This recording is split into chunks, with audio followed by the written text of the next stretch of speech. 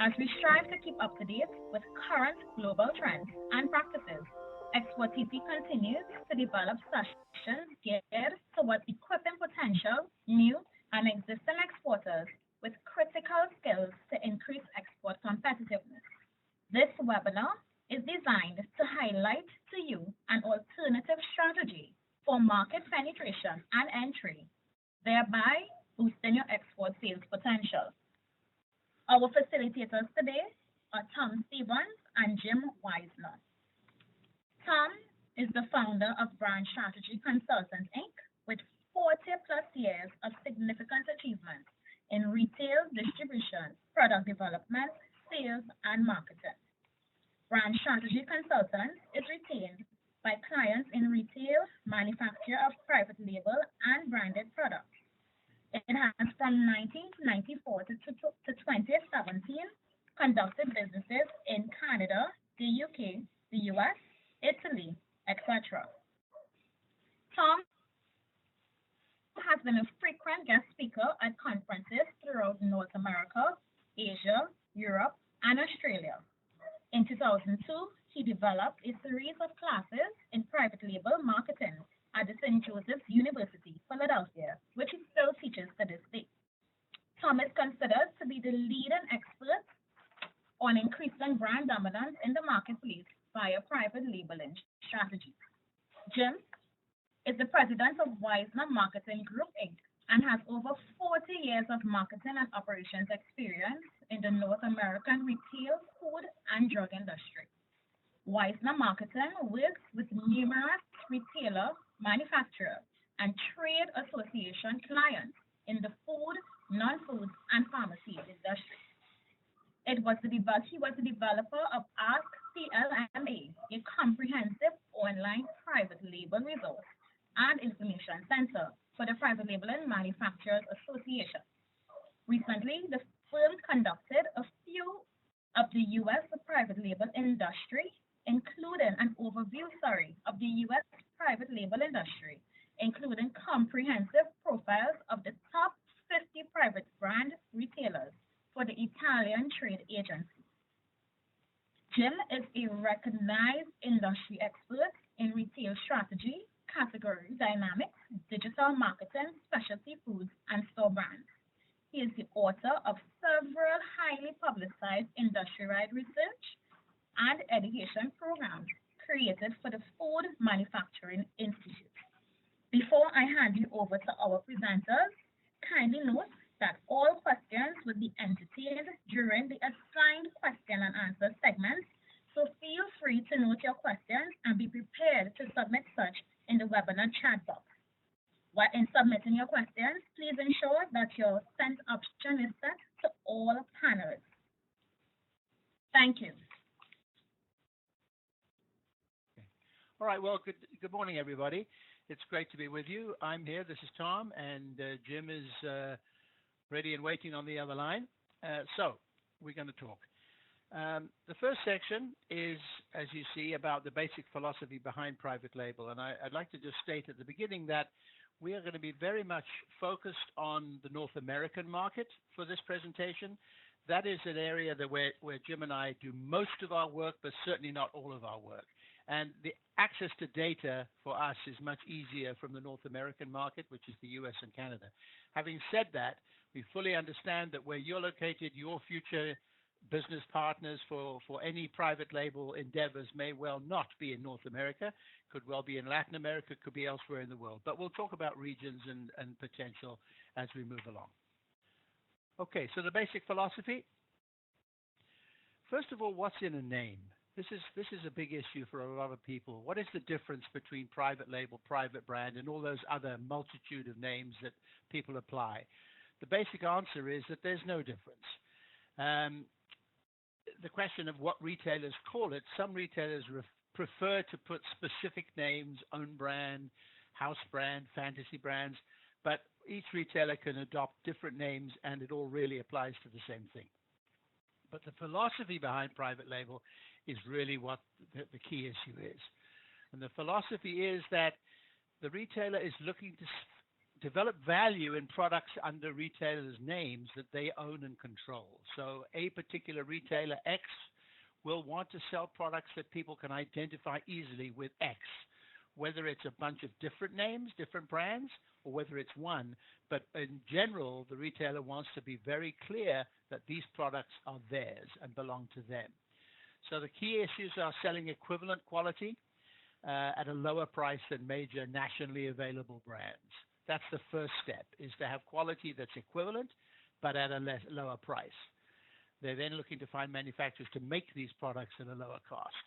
They're also looking to make more margin dollars when they find such products and manufacturers, because the whole issue of this program is to make more profit for the retailer and have products that the consumer will be loyal to and come to their stores for. And then once you've developed a business and have historically developed a strong business in an equivalent quality to other big brands, then there's the opportunity of developing unique premium products, which we tend to call destination products. So those are products that the customers really know they're unique, they're very upscale, they're very different, and they're very much only available at those retailers at their stores and as they develop their e-commerce platforms. So the concept, create a portfolio of products and brands that are exclusively available in that retailer's stores. So the retail world for the consumer was historically controlled by big brands, and those big brands in different regions are different brands. It could be a Coca-Cola, it could be a Tide, it could be a Persil. There's lots of different brands. Price was controlled by the manufacturers. As often retailers in the 60s and 70s, as supermarkets developed, retailers couldn't get continuous supply of the products because everything was controlled by the manufacturers.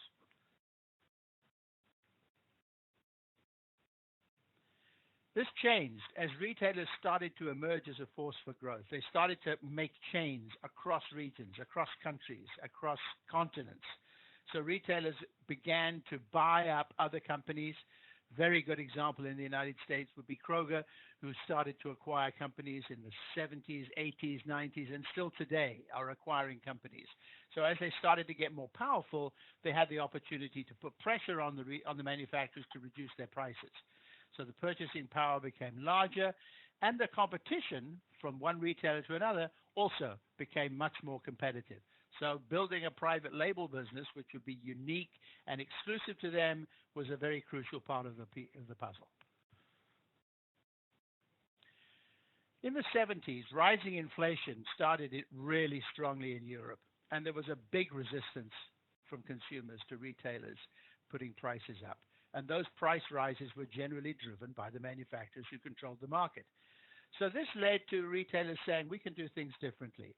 And they started to develop plain and simple packaging where there was no expense in packaging, and certainly there would be no advertising. And this whole process is envisaged by those pictures that you see there. The plain black and white packaging was very common in the early days of the 70s. And even then, with some color, those cola products, Cragmont, those were specific to a retailer, and those were very, very plain and inexpensive and not marketed. They were just merchandised strongly in the stores.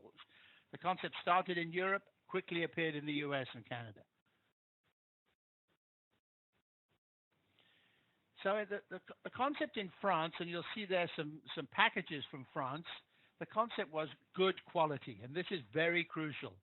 Good quality, simple packaging, low pricing, more profit for the retailer, opportunity for new manufacturers to enter in competition to the brand manufacturers, and this led to great adoption by consumers. And very early on in France, the percentage penetration, and we all talk about penetration of private label, the percentage penetration started to rise very quickly in the 10, 12, 15% area. North America saw this and thought, this is a good opportunity for us. Unfortunately, in the US, a lot of the products that were put in were frequently poor quality. They were generic, they looked generic, they copied the same plain package concept. Very simple, low prices, more profit for the retailers, again, opportunity for new manufacturers. But because a lot of retailers did not put effort into building quality, there was very poor adoption by consumers. Now, some retailers definitely did try hard to get good quality, and Jim would be a perfect person to talk about that from his perspective. Jim, have we got you there?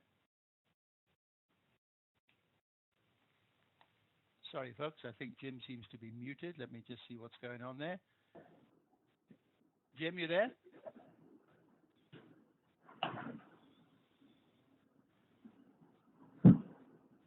Hello? I don't know what's happening, folks. All right, I'll continue. I'll continue. So we'll talk about the history and the evolution. As retailers started to build these programs, they put in more and more products, and those would be some good examples of products that really did not work well. Cola to this day, beer to this day, are very much products that are brand driven because of the huge profit margins that those brand manufacturers invest in marketing and keeping the customers very loyal to their products. So some products clearly did not work. But the retailers saw power to drive customers to their own profitable products and to make products available exclusively in their stores. So this plain generic packaging did not do well in the United States, did much better in Canada because the products were better quality, but generally the basic generic packaging did not do that well in America, which meant very low penetration in the early days. So here we look at what happened as a result of that poor quality.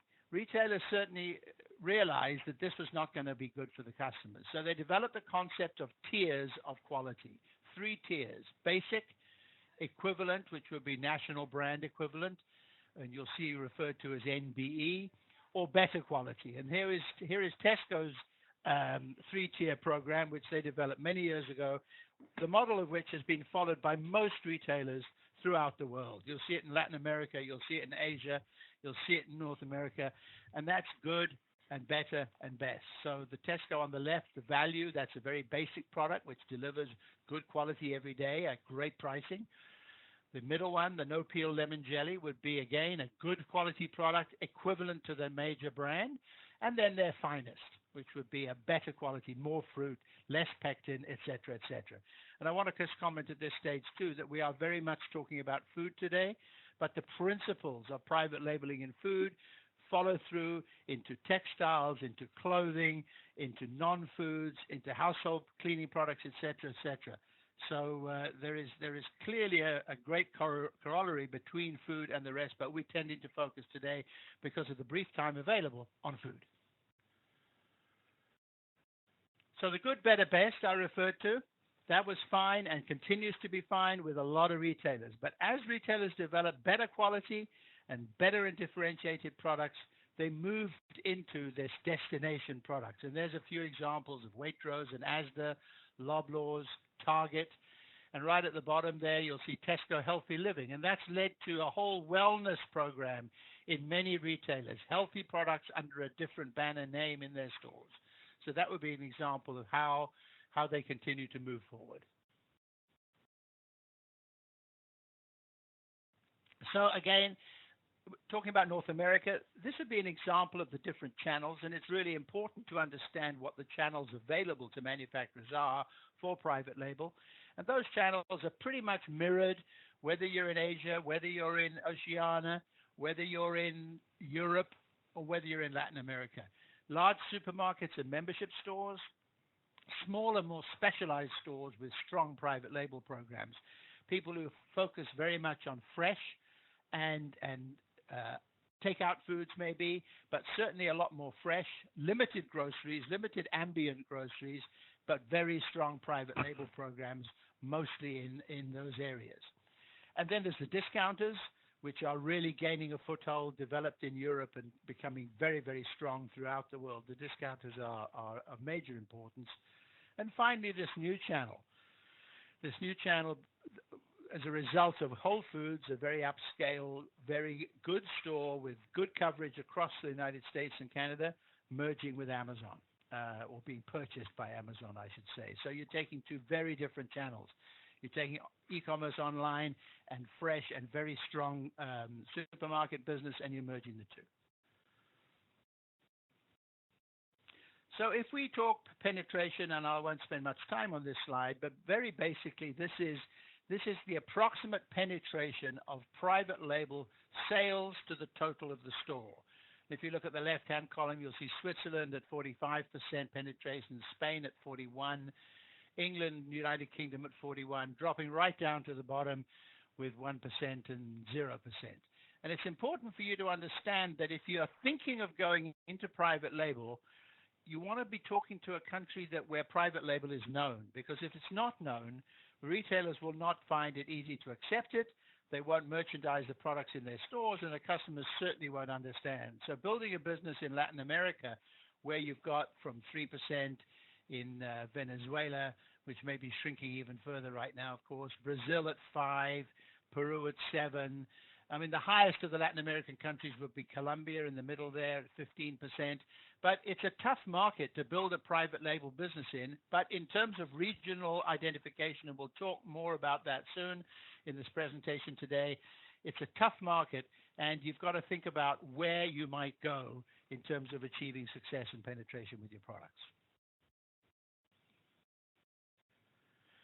So I've called this the next 5 years or months, and that's a bit tongue-in-cheek, I have to admit, because the food business and the supermarket and private label business is changing so fast at the moment.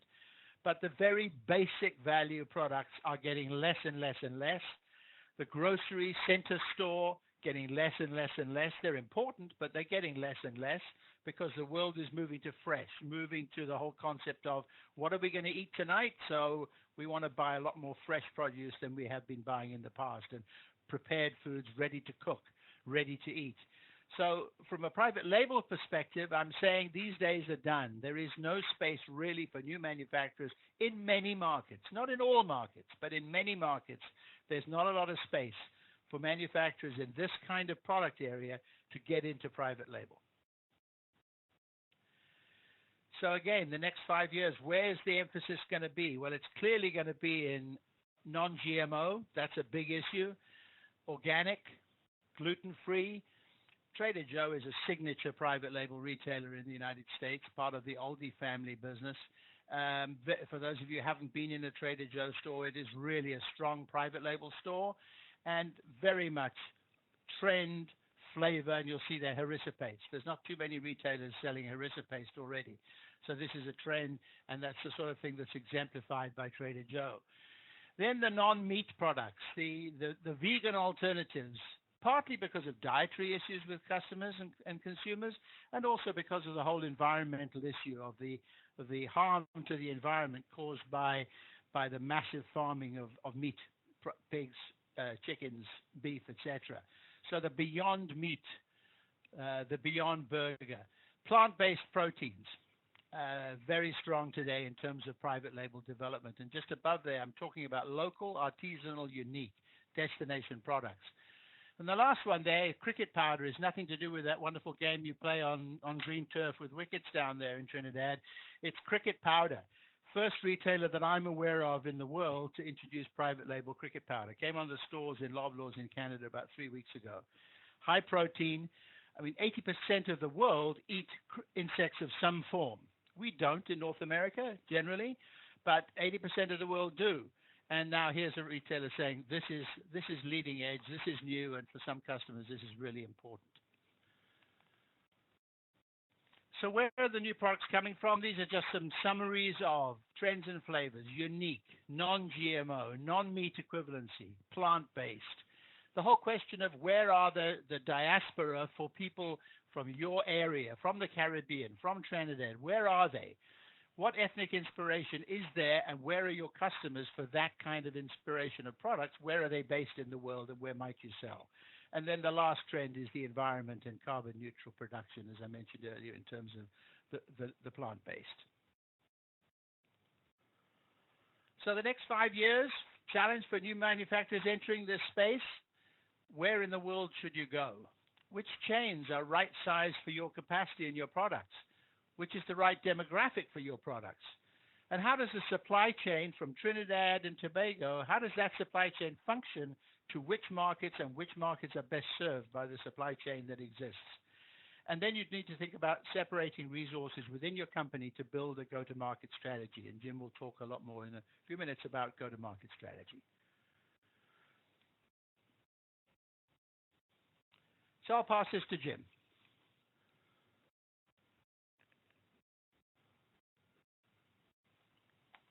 again, looks like we still have no connection with Jim's voice. We're seeing his screen, but we're not seeing his voice. Okay, can you hear me now? Now we can. Thanks, Jim. Okay, very good. Tom, thank you very much. That was really sets up where we're going to go in this next phase of the program this morning, which is to take a look. Most of you are manufacturers, and we wish to take a look from the other side of the table. What is it that's really driving this retailer involvement in store brands? Why have they become so important? And we're going to start by really looking at some of those who do it a little better than others.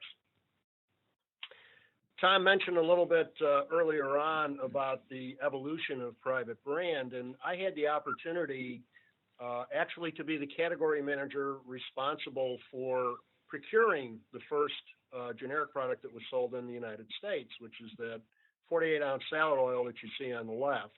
And while it had its moments and was very successful at the time, we look back and have kind of a different view, but at the time it was a very innovative branding strategy. Today, however, the branding strategies are really more at the other end of the market. It's shifted towards premium product and premium packaging. Last year, among the major retailers, at least here in North America, there were more than 30 new major private brands that were introduced. Many of them targeted at ethnic cuisines from around the world, gluten-free products that have specific health characteristics. So it's changed quite a bit.